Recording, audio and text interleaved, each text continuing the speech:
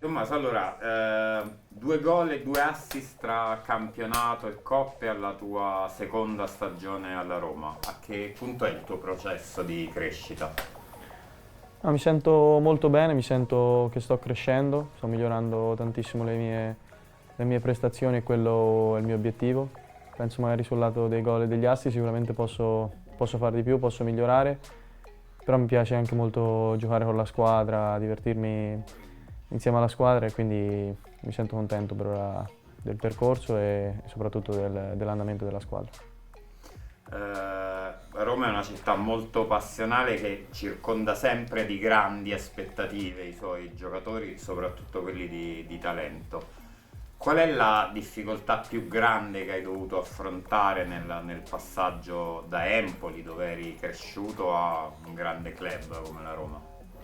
Ma non ho trovato molte difficoltà perché sia con il gruppo che con gli allenatori mi sono sempre trovato molto bene. Magari i primi mesi sono stati un po' di ambientamento perché passare da una realtà totalmente diversa a qua non è stato facilissimo, però è stata una cosa molto veloce.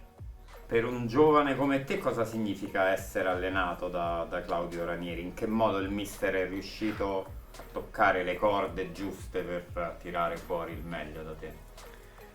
Ma non so in che modo, però il mister è riuscito a toccare le corde giuste non solo da me, ma un po' da tutti i giocatori, dall'ambiente, da tutto. È stato fortissimo su questa cosa, sicuramente perché ha un'esperienza dietro, è un grandissimo allenatore, è stato bravissimo e ora siamo molto felici di aver invertito, diciamo, il nostro momento e quindi vogliamo sicuramente continuare così fino alla fine della stagione. Tu quando sei arrivato l'anno scorso hai trovato De Rossi, che era l'allenatore che ti ha voluto. Che cosa ti ha lasciato De Rossi?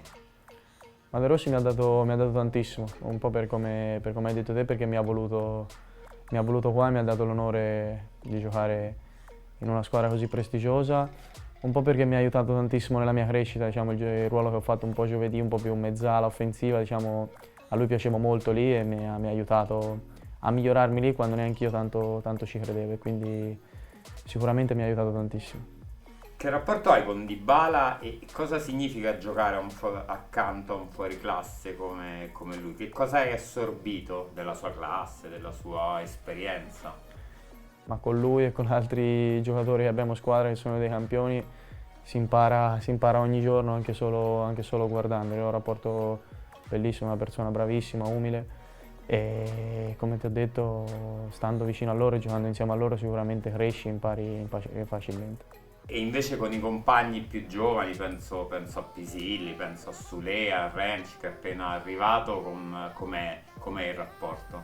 No, abbiamo un bellissimo rapporto, però la cosa bella è che oltre ai giovani che stiamo molto insieme, ridiamo, scherziamo, abbiamo un bellissimo rapporto con tutta la squadra, anche le persone più grandi, più esperte o con più fama sono molto umili e ci divertiamo tutti insieme.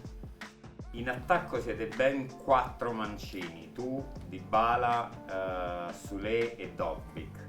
C'è una naturale affinità fra di voi? Ma penso anche per il motivo che ti ho detto prima, che sto lavorando molto anche un po' diciamo sulla fase difensiva, sul poter giocare a sinistra, a destra, perché comunque penso che siamo tanti mancini, però tutti insieme possiamo cioè, giocare anche insieme senza problemi.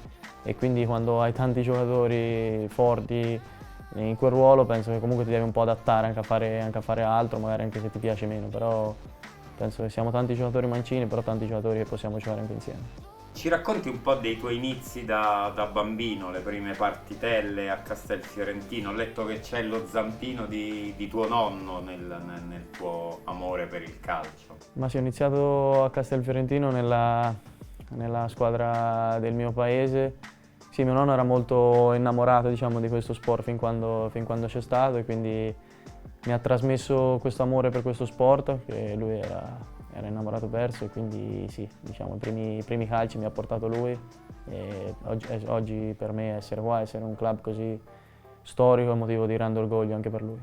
Nel calcio moderno la struttura fisica, la potenza hanno un peso sempre maggiore, sempre più evidente. Spesso i ragazzini delle scuole calcio vengono scartati se sono troppo gracilini, gli viene detto che non ce la faranno ad arrivare ai grandi livelli. Per te è stata una motivazione ancora più forte quella di dover fare i conti appunto con i colossi, soprattutto penso alla Serie A?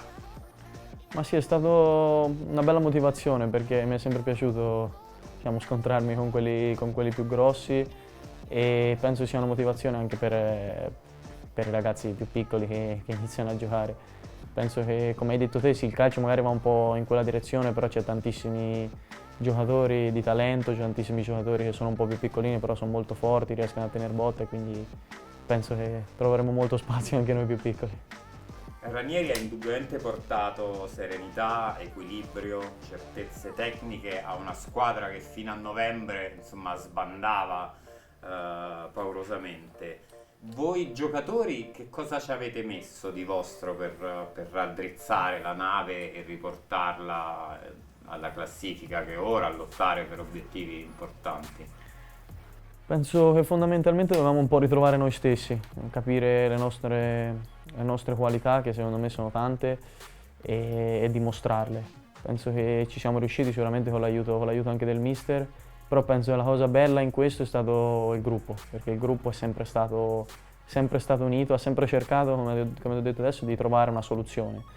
E magari all'inizio non ci siamo riusciti, siamo peggiorati, abbiamo fatto male, però piano piano tutti insieme siamo riusciti a uscire da quella situazione. È giusto non porre limiti alla vostra rincorsa verso l'alto? Ma sì, è giusto non porre limiti, non abbiamo, penso, visto la nostra partenza, non abbiamo un obiettivo ben chiaro, però visto come stiamo andando abbiamo l'obiettivo di cercare di vincere più partite possibili e ovviamente pensando una partita alla volta e vincendo più partite possibili possiamo levarci delle belle soddisfazioni.